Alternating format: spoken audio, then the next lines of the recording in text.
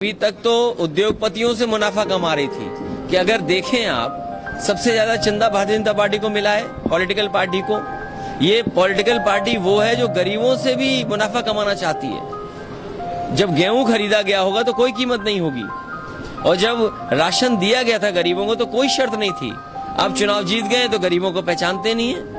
ये वो सरकार है जो गरीबों से भी वसूल रही हो, मुनाफा कमाना चाहती है।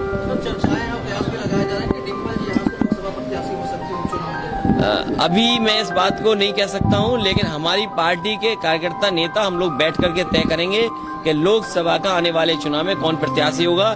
लेकिन यहाँ की जनता पर और हमें कार्यकर्ताओं पर भरोसा है कि समाजवादी पार्टी की पुनः ऐतिहासिक जीत होगी।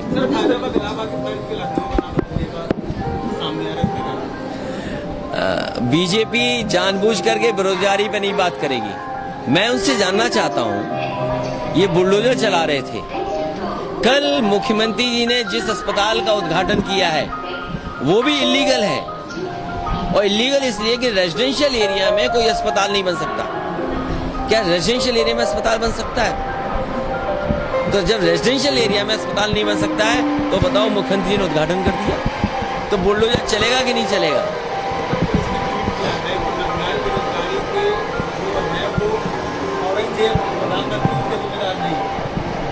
देखिए, मैं उनके सवाल का जवाब इसलिए नहीं दे रहा हूं, जब हम और आप और अखबार और मीडिया के माध्यम से बीजेपी ने उलझा दिया, उसी समय न जाने कितनी भारत की चीजें बिक गई, न जाने किसने खरीद ली।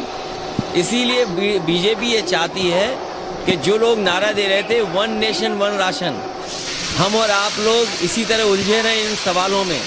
वो लोग ये ना कर दें, सब कुछ बेच दें और ऐसा लगे कि एक देश और एक पूंजीपति। कहीं ऐसा तो नहीं देश एक दिशा में ऐसे जा रहा हो जहां पर देश में एक देश एक पूंजीपति दिखाई दे। वो 18 तारीख थी ना, पिछली बार पिछली बार 18 तारीख थी ना, जब अंत आगे 13वीं थी। हाँ, 27 तारीख। मुझे हमारे साथ रहे एमएलसी मंत्री रामेश्वर विश्वकर्मा जी के पत्नी के निधन के बाद उनके घर में कार्यक्रम था, मुझे शामिल होना था, लेकिन उस समय मैं शामिल नहीं हो पाया। आज मुझे आने का मौका मिला, इसलिए जहां पार्टी के पूर्व विधायक श्याम बहादुर उनकी माताजी के निधन के बाद उनके घर में कार्यक्रम था, उसमें शामिल हुआ। और साथ ही आज मैं रामेश्वर विश्वकर्मा जी, उनके सभी सहयोगी साथी और परिवार के लोग, उनसे मिलने का मौका मिल रहा है। उस समय दुख की घड़ी में मैं नहीं पहुंच पाया था, इसलिए आज मैंने ज़रूरी समझा कि आज जब मैं जा रहा हूं आजमगढ़ तो परिवार से मैं मिल लूं। जहां तक आजमगढ़ का सवाल है, ये एक्सप्रेसवे इसीलिए बनाया गया था कि आजमगढ़ में जल्दी आएं और जल्दी लोगों से मिल सकें। जिस समय नेताजी यहाँ से लोकसभा के सांसद थे, समाजवादी पार्टी की सरकार थी, आगरा लखनऊ एक्सप्रेसवे बन गया था।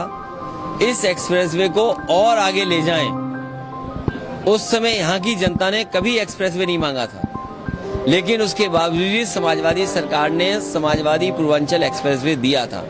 तो आज एक्सप्रेसवे है, आजमगढ़ से आना जाना आसान हो गया। जनता का आना जाना आसान है तो हमारा भी आना जाना आसान है।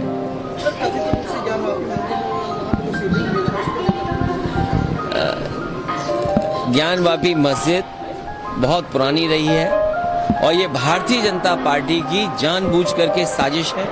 भारतीय जनता पार्टी के ये इंडिविजिबल मित्र हैं जो समय समय पर निकल करके आते हैं। भारतीय जनता पार्टी के इशारे पे ही ये अदृश्य इनके सहयोगी हैं जो निकल करके आते हैं और जानबूझ करके नफरत के बीज डालते हैं।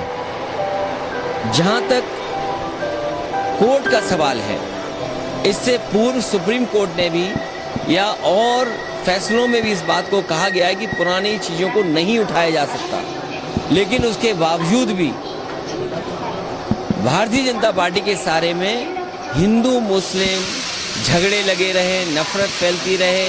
जो बुनियादी सवाल हैं उन पर चर्चा ना हो, महंगाई पे चर्चा ना हो, डीजल की महंगाई पे चर्चा ना हो, पेट्रोल की कीमतें बढ़ रही उसकी पे चर्चा ना हो, स्टील स्टील महंगी हो गई उस पर चर्चा ना हो, सीमेंट महंगा हो गया उस पर चर्चा ना हो, कड़वा तेल महंगा हो गया उस पर चर्चा ना हो। इसलिए जानबूझ करके भारतीय जनता पार्टी की इस तरह का काम करती है, उन्हीं के सहारे पर इस तरह के सवाल उठाए जाते हैं। और जब ये सवाल उठाए जाते हैं, कहीं न कहीं आप देखना कुछ न कुछ खरीदी जा रही चीजें, कुछ न कुछ बिक रही हैं। अभी तक तो भारतीय जनता पार्टी कहती थी 1 नेशन 1 राशन। हो सकता है आने वाले समय में भारतीय जनता पार्टी कहे कि एक देश एक पूंजीपति। इसलिए हम लोगों को सावधान रहना पड़ेगा भारतीय जनता पार्टी की साजिश से। हमारा जो साथी सवाल कर रहा है, आज अगर राशन हटा लो तो श्रीलंका से खराब हो जाएगा। यहाँ आज राशन हटा लो तो हो सकता है श्रीलंका से भी खराब हालात यहाँ हो जाएं, क्योंकि आपने नौकरी नहीं दी, रोजगार नहीं दिए। जो व्यवस्था आपको बनानी चाहिए थी पढ़ाई की, चिकित्सा, स्वास्थ्य की, वो बना नहीं पाए। एम्बुलेंस के ड्राइवर आंदोलन कर रहे हैं। अभी एसआई भर्ती में घोटाला हो गया, और घोटालिया कितना स्टाइल से घोटाला हुआ कि जिन सवालों के जवाब देने थे कुछ सेकंड में जवाब दे दिए। स्क्रीन शेयरिंग में ये टेक्नोलॉजी के साथ भ्रष्टाचार कर रहे हैं, टेक्नोलॉजी के साथ भेदभाव कर रहे हैं, और उसमें पकड़े गए हैं। न जाने कितने लोग सॉल्वर पकड़े गए हैं, जो सॉल्व करा था वो पकड़े गए, लेकिन अभी भी परीक्षा कैंसिल नहीं।